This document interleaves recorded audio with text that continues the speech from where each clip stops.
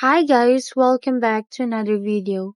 Today, I will show you how to do simple calculations using Google Sheets on your phone. So open Google Sheets and create a new spreadsheet or open an existing one. So I have here a sample data of fruits and their prices.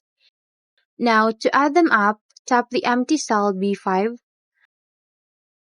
then tap the equals icon here at the bottom and tap the formula. So sum B2, B4. Then tap the check icon on the right side to confirm, and you'll see the total appear. In this case, it's 120. You can also do other basic calculations like average, highest value, and lowest value.